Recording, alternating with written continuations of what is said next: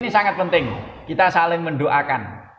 Ta'awun, saling tolong-menolong dengan mendoakan, tapi di dalam ketidakbersamaan kita dengan yang kita doakan. Sampun saged dipaham nggih ini? Ini sangat penting. Jadi doa dalam ketidakbersamaan kita dengan yang kita doakan itu mustajab. Nah, mustajab ini dikabulkan oleh Allah. Nah, cara Allah mengabulkan itu urusan Allah. Tapi ini lebih dikabulkan daripada doa di hadapan orang yang kita doakan. Kalau kita riba, kita meminta maaf di bawah. Yeah. Apakah itu sudah jaminan Allah memaafkan kita, mengampuni kita? Selama memang betul-betul sudah dimaafkan oleh yang kita ghibah, maka saat itu insya Allah catatan dosa kita sudah dihapus, ditip X. Menawi kados niku kita harus berhati-hati dalam ulama kalau ahli Quran. Kan menawi saged dimaknai mereka itu kekasihnya Allah ya. Ya, hampir bisa dikatakan begitu. Mereka kemungkinan untuk memaafkan itu kan kecil. Tapi bagaimana dengan Allah? Karena mereka kekasihnya. Ya. Dan apakah kita harus berpikir sejauh itu untuk sampai menyakiti orang lain dengan itulah yang dimaksudkan oleh Imam Al-Ghazali, bahwa meskipun mungkin pertanyaannya adalah ketika orang-orang yang lebih berilmu itu biasanya lebih lembah manah, lebih lapang dada, lebih bisa memaafkan meskipun dia tidak sakit hati, tapi orang yang mengasihi dia ada potensi tidak terima ketika kekasihnya disakiti. Nah, ini yang dimaksudkan bufur kita. Apakah kita perlu berpikir jauh itu? Inilah yang ditekankan oleh Imam Al-Ghazali. Kenapa kita harus hati-hati? Jangan sampai kita mudah-mudah ngerasani ulama. Berarti istilah apa itu dagingnya seperti daging yang beracun. Ya, ya ngoten niku. Ya, maknanya sudah dimuntahkan, ibarat kata bisanya masih tertinggal. Karena kekasihnya, orang yang menyukainya, mencintainya itu masih belum terima. Pak tanya lagi gini. Apabila kita diajak debat tentang ulama besar. Ya. Terus yang namanya kita diajak gibah, menghiankan atau tidak atau apa, sedikit banyak kita tetap ikut. Nah. Terus agar kita itu terlepas dari biarpun kita itu enggak, kita yang diajak, tapi yang namanya orang sedikit ada. Terus itu agar kita terlepas dari ampunan, bisa diampuni oleh Allah karena kita ikut gibah soal ulama besar itu. Kita caranya seperti apa? Oke. Pertama, cara kita agar kita bisa terlepas dari jeratan jebakan dosa, jeratan dosa yang tersebar lewat jaring ghibah ini tadi bagaimana? Maka cara yang pertama adalah kalau memungkinkan ingat kita putus saat itu dan istighfar. Kalau bisa rangkaian tadi, kalau bisa mengingatkan dan seterusnya tadi. Kalau tidak memungkinkan itu bagaimana? Caranya kalau mungkin kita minta maaf kepada yang bersangkutan, kita minta maaf. Kalau tidak mungkin minta maaf, di Minhajul Abidin Imam Ghazali memberikan satu teori, meskipun teori ini bukan jaminan, opsi meskipun opsi ini bukan jaminan, namun ini alternatif terakhir yang bisa kita lakukan. Kalau kita mempunyai kesalahan kepada seseorang yang tidak mungkin kita minta maaf langsung, pertama, atau kalau kita minta maaf langsung ternyata malah menimbulkan masalah, misalnya tentang harga diri dan kehormatan, contohnya Painah selingkuh dengan Paijo, kemudian ngomong ke istrinya Paijo, Pai jem-jem aku nyuwun ngapura, aku ini selingkuh karo bojomu. Ini kan malah menciptakan masalah baru. Maka nah, ketika seperti ini kasusnya, kita cukup terus-menerus sering-sering memintakan ampunan untuk dia kepada Allah dan minta kepada Allah supaya dia diridhokan dibuat ridho kepada kita di akhirat nanti. Jadi alternatifnya begitu. Contohnya ngerasani Julia Perez. Julia Perez sudah menempati rumah masa depannya di kota bumi Balikpapan. Ini rumah masa depan kan di kota bumi Balikpapan. Nah, karena kita tidak mungkin minta maaf kepada Julia Perez, maka caranya ya kita sering-sering memintakan maaf Julia Perez kepada Allah dan minta agar dibuat ridho. Nah, ini alternatif. Ini hanya opsi alternatif yang bisa kita lakukan karena tidak mungkin kita minta maaf langsung. Luwele ziarah rono ya.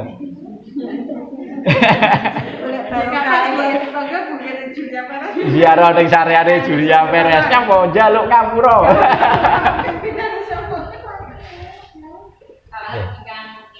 Berkasihnya Allah itu pun bisa siapa saja gitu.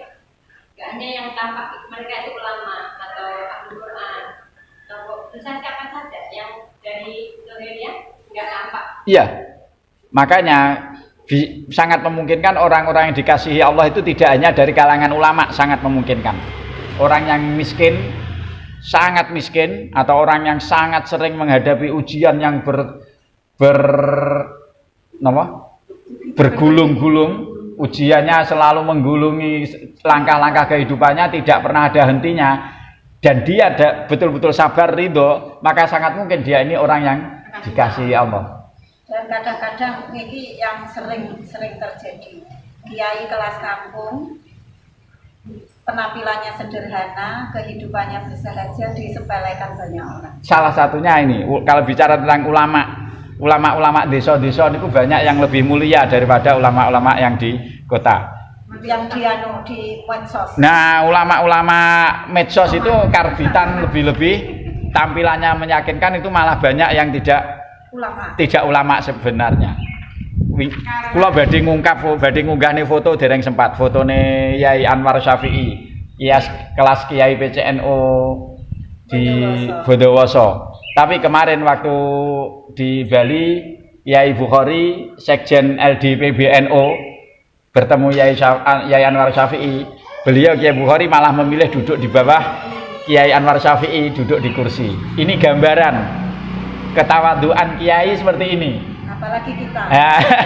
Ini yang ingin kita sampaikan. Kiai-kiai desa, orang-orang yang kelihatan tidak meyakinkan. Grup kosidahnya teng YouTube.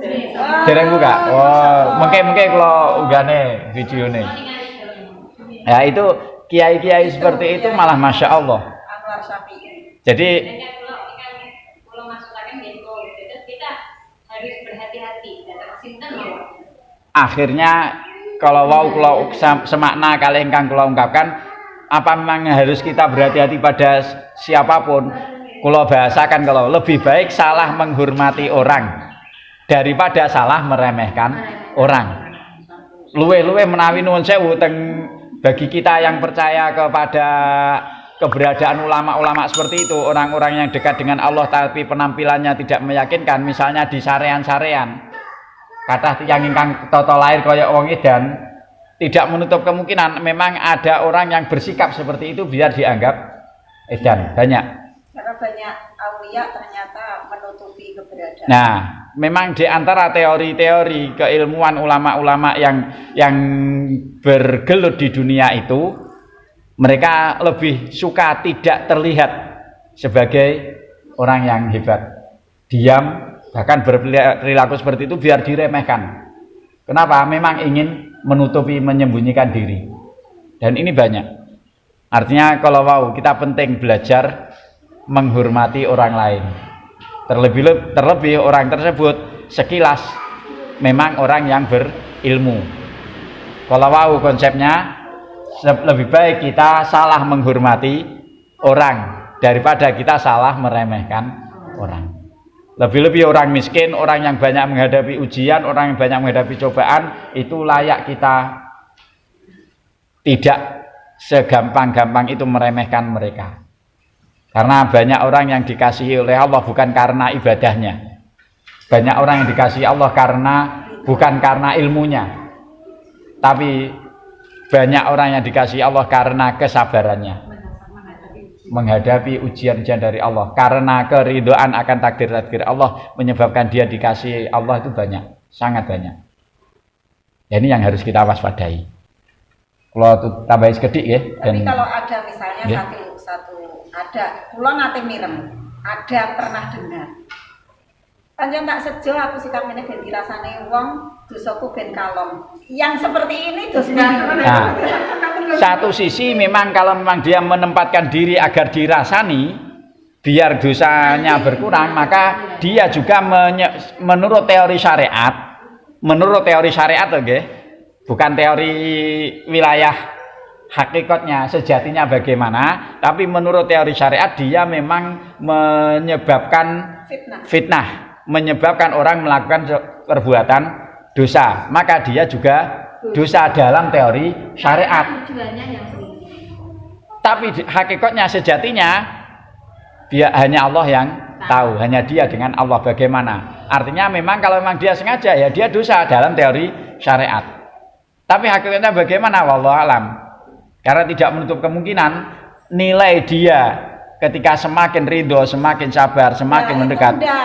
Bukan semakin ridho, ada memang denger ya enggak muni dewe, tapi ketika dirasani yo marah. Nesu, nah itu yang tidak benar.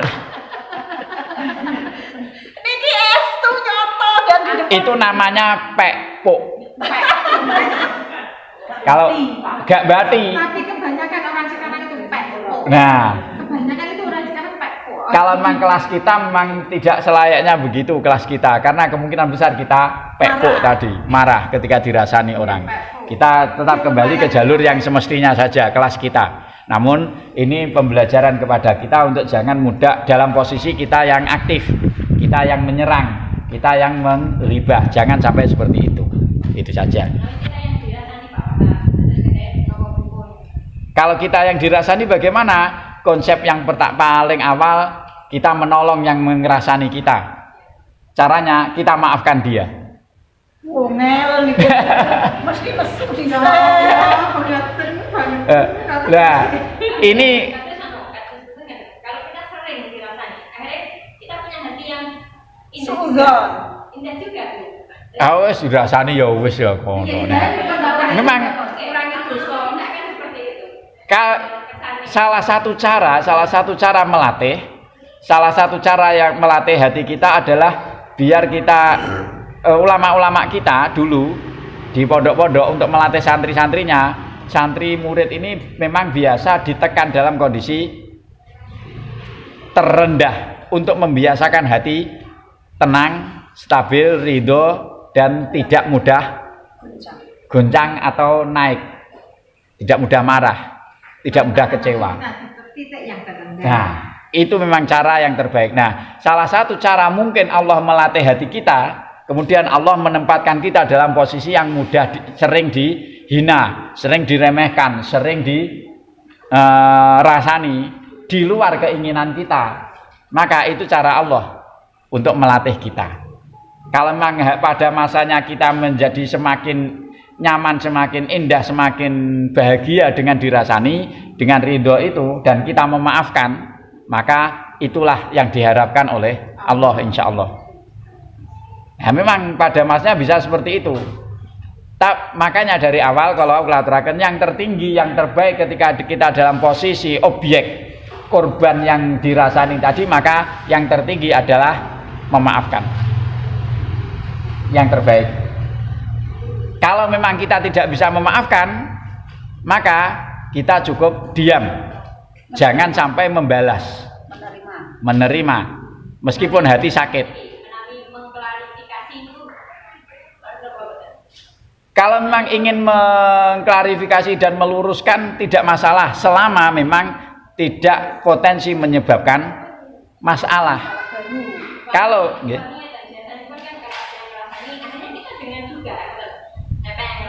Perempuan itu seperti itu. Ya. Dan itu kita mengklarifikasi lebih baik kalau kita kesana. Dan kita klarifikasi. Yang terbaik adalah kita diam. Tidak usah klarifikasi. Ya. Diam ya. Kalau mau mengklarifikasi dan memperjelas untuk menghentikan potensi berkembangnya berita-berita yang tidak benar, maka itu juga bagus. Tapi kemungkinan kalau memang orang sudah terlanjur tidak terima, tidak suka kepada kita, mereka akan membuat cara lain tetap. Maka yang paling bagus ya kita diam dan memaafkan. Ini yang paling bagus. Tapi ya itu abot. Karena berat itulah pahalanya besar, ngoten loh. Kalau tidak berat tidak mungkin pahalanya besar, balasnya besar, tidak mungkin. Nah, butuh latihan. Oke, benar. Terus wa ini tamam talan lamun rasa susah sira bisa babi sebab alim kalau wau fa'alamatuhu apa fa'alamatuhu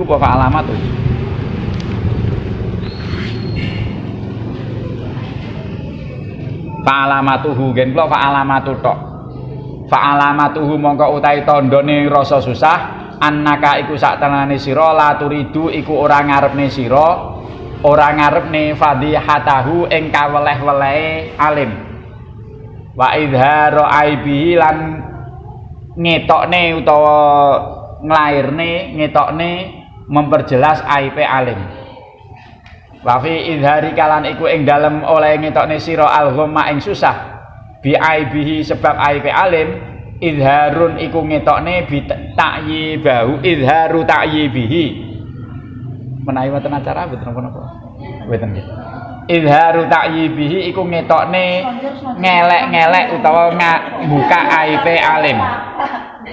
Idharu ta'yibihi iku ngetokne buka aibe alim. Titik. Nah, kalau memang kita dalam kondisi orang yang merasa susah karena perilaku yang buruk dari seorang ulama, maka tanda ketidakterimaan kita tidak harus dibuka dengan mengumbar aib seorang alim tersebut. Tanda tidak terima kita akan kesalahan seorang alim di mata kita, tandanya adalah dengan kita menyembunyikan aibnya. Atau kalau harus mengingatkan, maka cukup diingatkan dengan face to face. Diingatkan di hadapan orang tersebut, tidak di hadapan orang banyak. Ini kalau memang ini masih berlanjut dengan orang alim tadi ya. Kalau memang kita kecewa dengan perilakunya, maka tanda bahwa kekecewaan kita ini benar-benar sebuah kekecewaan yang benar apabila kita malah tidak mengumbar atau menyembunyikan aib alim tersebut. Kalau malah kita mengumbar, itu bukan tanda kita kecewa, itu tanda kita iri. Sakit dipaham nih. Kalau kita malah mengumbar aibnya, maka kita secara langsung ini tanda kita ingin menjatuhkan dia. Kalau kita ingin menjatuhkan dia, berarti kita hasut, dengki, iri terhadap orang alim tersebut. Ini yang harus kita waspadai. Kalau kita mengurai keburukan orang alim, maka ini menunjukkan bahwa saat itu kita iri. Dan biasanya seperti itu. Nuwun sewu, monggo jujur. Mari kita buka kejujuran hati kita. Pada saat kita suka membuka aib seseorang, pasti ada sesuatu yang tidak kita sukai dari orang tersebut. Pasti. Pertama itu. Kedua, biasanya ada sesuatu yang nilai lebih dia yang kita tidak bisa mengejar kelebihan dia itu. Itu rata-rata seperti itu. Kalau mau jujur loh, ya. Kalau memang kita tidak ada apa-apa, kita akan diam saja kok. Ini jujur dengan hati kita sendiri mawon, mboten usah macam-macam, tidak usah jauh ke orang lain. Pada saat kita dengan bangganya membuka aib seseorang, biasanya ada yang tidak kita sukai dari dia. Pertama, kalau kita mau merunut lebih jauh lagi, dia mempunyai kelebihan yang kita tidak mampu mengejarnya. Iri tanda tak mampu. Nah, ini rata-rata seperti itu. Iri tandanya sakit hati. Jadi ini luar biasanya keterangan Imam Al-Ghazali di sini bahwa penting sekali kita menjaga hati, menjaga agar tidak mengungkap kekurangan, keburukan orang lain, terutama ulama, orang yang berkelebihan. Kelebihan lebih-lebih kelebihannya dari sisi keilmuan dan ibadah. Maka waspada, waspada dan waspada. Bang Nabi itu. Waspadalah.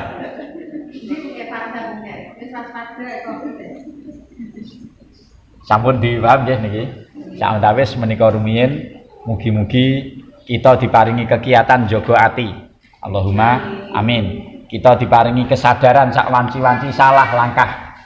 Kita diingatkan oleh Allah sewaktu-waktu kita terjebak dalam pola sikap yang salah. Allahumma amin. Dan semoga kita diberi kesadaran bahwa menjaga diri dari perilaku yang salah itu akan jauh lebih besar nilainya di mata Allah daripada kita mengungkap kesalahan orang lain. Allahumma amin. Al-Fatihah. Alhamdulillahirabbil alamin. Iyyaka na'budu wa iyyaka nasta'in. Shiratal ladzina an'amta 'alaihim ghairil maghdubi 'alaihim. Wassalamualaikum warahmatullahi